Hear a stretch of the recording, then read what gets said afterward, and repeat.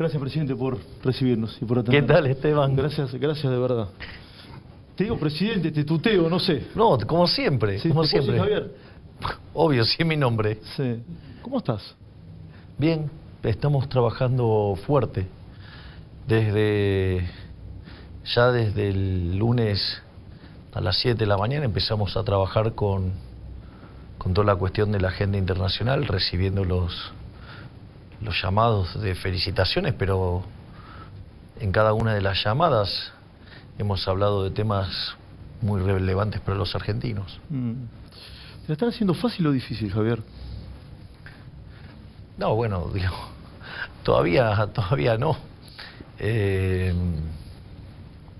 Porque digamos, la única jugada un poco criticable, después se aclaró, ¿no? O sea... Lo de Massa, decís vos. Sí, digamos, yo igual cuando me lo preguntaron, le puse un reparo en términos de que básicamente podía obedecer a la emoción del momento, en un momento negativo, y que podía haber una reacción de esas características. Así es que nada, pero después se aclaró, así es que en ese sentido te diría que nada, que esto, digamos, ya se encauzó. ¿Hablaste con Massa? No, con él no volví a hablar desde el día de la elección. ¿Y cómo fue el encuentro hoy con el presidente de la Nación? Extenso, por lo que tengo entendido. No, sí, fue de 2 horas y media, fue muy cordial. Hablamos sobre aspectos de la transición, hablamos de asuntos de política interna, de política exterior y básicamente de cuestiones vinculadas a lo social. Estuvimos hablando bastante de economía, él me dio su apreciación, yo, digamos, le dije que no compartía, que tenía la mía, pero siempre es valioso tener la visión del otro, ¿no? Para saber, digamos, cómo frente a un mismo fenómeno se puede leer de otra manera. ¿Y de la reunión te fuiste más preocupado de lo que estabas por los números de la Argentina o no? Es que yo ya los conozco, los números de la Argentina, digo, yo laburo de eso. Sí, claro. Entonces, para mí no hay sorpresas en esto, o sea, yo tengo claro, digamos, los desafíos que tenemos y bueno, y tengo una apreciación y una posición sobre cómo tienen que ser corregidos, ¿no? ¿Los mercados te están dando la razón por ahora o están a favor tuyo de este momento o de este clima de época? Los precios están subiendo mucho, ¿qué ves? Mira, respecto a lo que tiene que ver con los precios de mercado, yo creo que hubo una señal muy fuerte que dimos el domingo que tiene que ver con algunas de las frases del discurso. En un momento nosotros decimos que bregamos por un Estado pequeño y sobre todas las cosas que honre sus compromisos. Básicamente lo que vos estás diciendo ahí es que las deudas se pagan. Lo que estoy diciendo es, vamos a hacer el ajuste para ser solventes, para pagar la deuda. Y además, en otro tramo del discurso digo, esto no es para tibios, esto no es acá no es para una solución gradual, esto es para una solución drástica. Si estoy hablando de que lo vamos a hacer de shock. ¿Hay un cambio radical entonces, Javier? Sí, claro. ¿Va a haber un cambio radical? Sí, hay un cambio de régimen, sí. ¿Un cambio de régimen? Cambio de régimen, sí. Y no solo eso, sino que además, otra cosa que nosotros señalamos es que va a haber un respeto a rajatabla del derecho a propiedad. La consecuencia más clara en términos de política económica es vamos a desarmar el problema de las LELIQs respetando los derechos de propiedad. No va a haber un plan Bonex ni nada por el estilo, va a ser una solución a mercado. Por lo tanto, lo que nosotros estamos diciendo, bueno, también hablamos de la apertura del comercio, pero... ¿Vas a abrir las importaciones? El comercio se va a abrir después de que terminemos con la reforma fiscal y después que terminemos con la modernización del mercado laboral.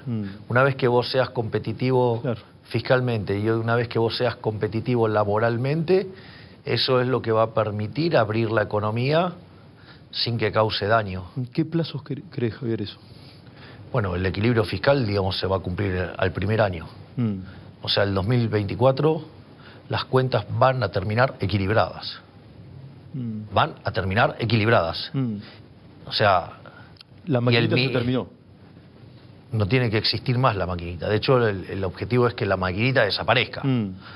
Es decir, cuando cerrás el Banco Central, no quiero más la maquinita. Lo que pasa es que para terminar con la maquinita, primero tenés que hacer el rescate de las LELIQs y después el rescate de la base monetaria. Nosotros tenemos varias alternativas para hacer esto, y si además los mercados siguen acompañando del modo que lo hicieron estos 2 días, puede ser que logremos que la tasa de interés baje rápidamente y que sea plenamente expansivo el ajuste.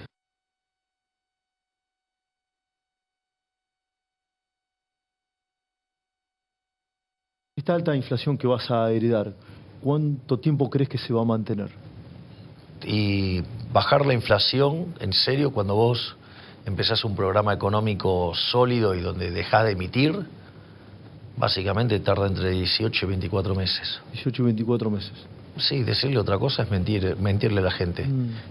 La convertibilidad, cuando se impulsó, tardó 20 meses. Sí, arrancó en abril del 91 y para fines de, digamos, o sea, del 92, o sea, inicio del 93, teníamos una de las inflaciones más bajas del mundo. Pero en el medio pasaste 20 meses. Lo que pasa es que en esa transición, que esto hay que contárselo a la gente, hay un precio que sube más que todos. ¿Sabes cuál es? De la moneda. El salario. Claro. Entonces pensá que cuando vos hiciste la convertibilidad, Alfonsín había dejado los salarios en $180.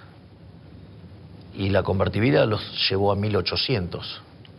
Es decir, multiplicó por 10 los salarios. Bueno, hoy los salarios están en torno a los $300.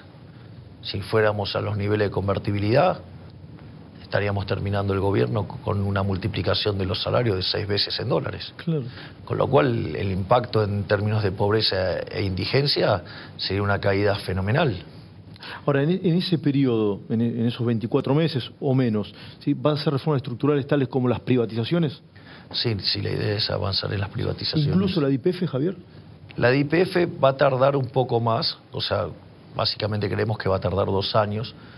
Nosotros necesitamos tanto a ENARSA como YPF para hacer la transición energética. En esa transición, mientras que juegan un rol importante en el mercado, una de las cosas que vamos a hacer también es racionalizar dicha empresa. Y eso nos va a permitir ponerla en valor y venderla de una mejor manera. O sea, de hecho, el primer día subió 40%. Sí, claro. ¿Qué va a hacer con los planes sociales en el primer tiempo? Sé que los vas a mantener, pero hay intermediarios que ya anunciaron protestas. Por ejemplo, Beliboni manifestó una protesta para el jueves. Y claro, porque la pregunta es, ¿queremos tener intermediarios? ¿Queremos los gerentes de la pobreza? ¿Queremos de esta gente que se abusa de los vulnerables? Entiendo que 14 millones de personas que te votaron, entiendo que no. 14 millones y medio, claro, dijeron que no. Igual, al margen de la cuestión electoral, la pregunta es moral. O sea, ¿nos parece bien que haya intermediarios que se quedan con parte de la plata de los pobres? Me parece que es una inmoralidad eso, y que además los obliguen a hacer tareas de militancia en contra de los que generan riqueza. Eso lo sacás en los primeros días de gobierno.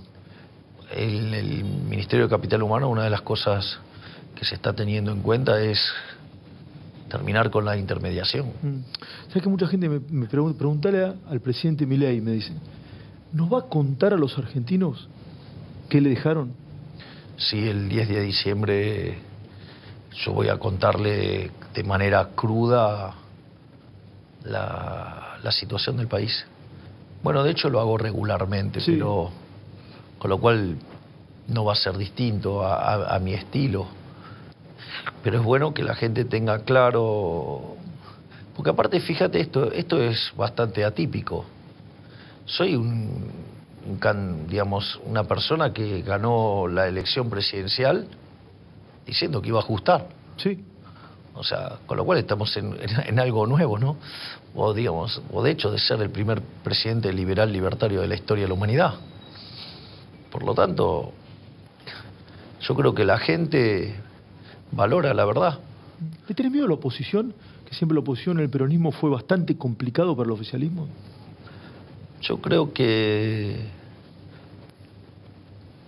hay instancias en las cuales pueden colaborar. O sea, no, digamos, ex ante no tengo por qué pensar que quieren bloquear. Entiendo que hay algunos que quieran bloquear porque pierden privilegios. Lo entiendo, pero... Pero ves un espíritu democrático. Sí, digo, no veo, digamos, que tengan vocación de bloquear por bloquear en sí mismo. O sea, uno tiene que escuchar siempre los dos lados de la campana. Y a veces yo entiendo por qué, no lo comparto, pero entiendo por qué a veces hay determinadas reacciones. ¿Qué hablaste, y lo que se puede contar, con su santidad, con Francisco, que te llamó hace un ratito nada más? Entiendo que hablaron 8 minutos. Sí, fue una charla muy linda. Mira. Básicamente me felicitó. Te felicito. ¿Te llamó él? Sí, me felicitó, ponderó mi coraje y dentro de las cosas, bueno, entonces me dijo, bueno, para guiar los destinos del país, digo, que necesitaba coraje y sabiduría. Le dije, bueno, coraje lo tenía, lo segundo lo estaba trabajando. ¿Es la primera vez que hablas con...? Es la primera vez que hablo con él y después le conté de nuestro Ministerio de Capital Humano. Ah, mira. Y cómo nosotros lo teníamos diseñado y cómo lo teníamos pensado. Y después lo que hice fue invitarlo a la Argentina, señalarle que en caso de que él viniera será recibido con todos los honores propios de un jefe de Estado, y que no solo eso, sino que además con el reconocimiento propio de ser el jefe espiritual de la mayor parte de los argentinos. Por lo tanto, me parece que eso es un tema no trivial, y ojalá tengamos la suerte de que pueda venir y que sea un... No te confirmó si viene. No. Digo, ese hombre sí tiene la agenda complicada. No, sí, claro, claro. Digo, ¿Y qué te dijo? Hola Javier, hola presidente, ¿cómo te dijo? Hola Javier. Hola Javier, te dijo. Sí, así que te diría que es fuerte hablar con el argentino, sí, claro, más importante de la historia, ¿no? Entonces... ¿Es el argentino más importante de la historia? Sí. Y sí, es el jefe espiritual de los católicos, ¿no? Estamos hablando de 1.500 millones de seres humanos. Claro, claro. ¿Te llamaron muchos gobernadores, Javier, o no? No, gobernadores no me llamaron. Solo me llamó Jorge Macri. ¿Solo Jorge Macri? Sí. ¿Y los demás no te llamó ninguno? No. ¿Qué vas a hacer con los ATNs? Que son los aportes del Tesoro Nacional. Sí, está todos los ATN. O sea, yo digo, para mí la cuestión son las transferencias discrecionales. Claro. ¿La vas a cortar? Sí. ¿Vas a cortar las transferencias discrecionales a las provincias? Hay que poner las cuentas fiscales en orden. Tenemos un déficit fiscal de 15 puntos del PBI. 5 en el Tesoro, 10 en el Banco Central. Así como hay que agarrar y poner en caja al Banco Central, hay que poner en caja al sector público. Basta, se terminó el... Escúchame, Argentina de los últimos 123 años tuvo déficit en 113. Dale, no funcionó esa política, porque es el país más rico del mundo, somos 130, tenemos cerca de 50% de pobres y 10% de indigentes. ¿Vas a trabajar en Olivos, por lo que tengo entendido? Sí. ¿Vas a montar todas tus oficinas en Olivos? Todo en Olivos, sí, porque es una forma de ni siquiera perder tiempo viajando. Y eso me permite estar en un ambiente muy, muy confortable y trabajar... Digo, yo soy un workaholic. O sea, sí, lo sé. Entonces, nada, yo arranco a las 7 y termino a las 11, a las 12, o sea... Y entonces eso me resulta mucho más cómodo. Por lo tanto, me parece que lo ideal es que trabaje directamente en Olivos y use circunstancialmente la Casa Rosada. Lo que pasa es que, digo, la Casa Rosada es más como un museo, ¿no? Es más como un museo. Claro, y en cambio, digamos, es otro ambiente, el de la Quinta de Olivos. ¿Vos crees que va a ser más productivo el trabajo de ahí? Y sí, obvio. Y si va a ser un gobierno austero. ¿A vos qué te parece? Sí, que sí. ¿Qué rol va a tener tu hermana, Javier? Bueno, digamos, mi hermana no va a tener un cargo explícito, pero tanto mi hermana como Santiago Caputo son los arquitectos de este logro, ¿no? Y la parte estructural de tu gobierno, seguramente también. Son dos personas que tienen un rol muy importante. Digamos, te diría que ellos, o sea, mi hermana, Santiago Caputo y Nicolás Pose son mis personas más próximas, más cercanas.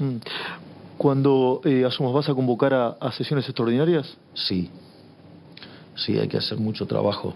No nos podemos dar el lujo de estar mirando el cielo durante el verano, porque cuando caiga la demanda de dinero en marzo podríamos tener problemas. Y vas a enviar un paquete de medidas, me imagino, completo. Sí, obviamente, sí. Ya el propio primero 11, el primer día efectivo de gobierno, porque es domingo el 10. El domingo es 10. O sea, el lunes 11, en el primer minuto entra todo el paquete de reformas. El lunes entra todo el paquete de reformas. Sí, exacto. ¿Cuál es la primera?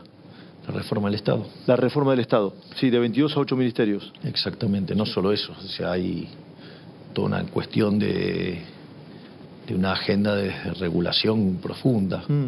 O sea, vamos a hacer un cambio importante. ¿Lo del Banco Central va ahí también, Javier, o no? Vamos a dejar algunas partes que van a hacer referencia al Banco Central. En ese paquete de medidas. ¿Alguna de estas cosas las conversaste con el presidente Macri o no? ¿Cómo? ¿Las conversaste alguna de estas cosas con Macri o no? Sí, la verdad que con el presidente Macri estamos teniendo muchas horas de diálogo, y la verdad que es una experiencia reconfortante, porque estoy aprendiendo mucho. O sea, está todo el tiempo transmitiéndome experiencias muy valiosas. Mira, y algunas de las experiencias que me transmitió, en el momento no sabía si las iba a usar o no, ¿no? Porque digo, pero a raíz de lo que pasó en tu programa, el día que pedí silencio, sí. Él me dijo que bueno, con esas cosas tenía que tener cuidado, porque en realidad yo estoy escuchando lo que pasa, pero como no hay micrófonos del otro lado, claro, la gente no escucha eso.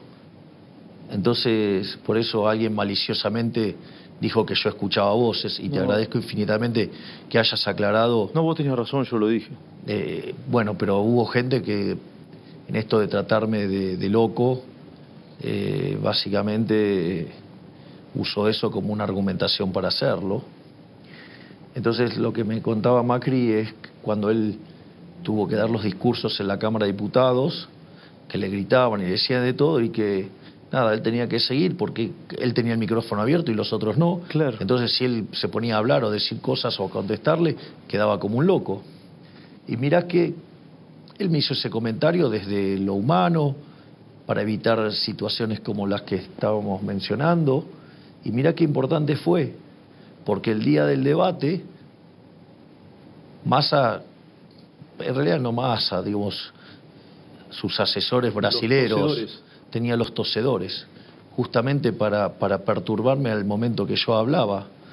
Y es más, cuando hice el cierre, mi frase, mi reflexión final en el debate, estaban tosiendo todos juntos. Y gracias a esa experiencia que me había comentado el presidente Macri, lo pude resolver a lo largo del debate, de todo el debate, y muy especialmente en ese momento. Por último, Javier, tengo que ir cerrando porque sé tu tiempo, sos el presidente de la Nación electa y tienes una agenda muy importante. Y obviamente es responsable también cerrar la entrevista para que sigas trabajando. Ayer dije en mi programa que el pueblo dejó de ser peronista, así lo marcan los datos, y que hoy el pueblo es liberal. ¿Hay un pueblo liberal, Javier? Me parece que las ideas de la libertad es de todos los argentinos y que conforme vayan viendo los beneficios de vivir en libertad, cada vez van a ser más populares. Porque en el fondo las ideas de la libertad fueron creadas para salir del yugo opresor. Claro. De los tiranos que ocupaban el Estado, ¿no? Así es que en ese sentido, casi que te diría que la naturaleza humana conduce al liberalismo. Casi como que la naturaleza futbolística conduce al bilardismo. Contame eso contame eso y me voy, me lo dijiste en la previa. Me dice, vos te lo tengo que contar, pelado. No, porque yo para el resultado. El sábado a la noche mandé un tuit que decía bilardismo 101. Sí. Porque me estaba llegando encuestas y daban unos números que... Entonces decía, bilardismo 101. Y a lo largo del día me iban llegando números y yo decía, cada vez que veía números tan buenos, se agarraba y los tiraba. Decía, no, esto está mal. Con mi hermana decíamos, este está mal. Entonces solamente nos quedábamos con los menos buenos. Y después, bueno, nos negábamos a ver números que daban mejor que 3. Y terminó siendo más 12. Terminamos sacando el porcentaje más grande de la historia de la Argentina. Vos me comentaste que sacamos el diferencial más grande de un balotaje en América Latina. Bueno, hay algo positivo en eso, hay un mandato, o sea, la sociedad quiere el ajuste y que ese ajuste lo pague la política y además quiere vivir en libertad, quiere terminar con la inflación y quiere terminar con la inseguridad. Entonces, yo imagino que el resto de la política entenderá que eso es un cambio de época y que si no lo hacemos, la gente no lo va a tomar a bien. Así que mejor que lo hagamos de la manera más ordenada posible, porque si hay resistencia a ese cambio, el cambio va a tomar lugar y de todas maneras, y algunas dinámicas de mercado a veces pueden ser un poco abruptas, por lo tanto hay que corregir las cosas donde está el desequilibrio. Si la madre de todos los males de Argentina es el desequilibrio fiscal, pongamos las cuentas fiscales en orden, hay esperanza. Gracias, señor presidente. Gracias, Javier Milei. Gracias, señor periodista. Gracias. Entonces, porque sos un señor periodista. Gracias, Javier. Gracias, de verdad.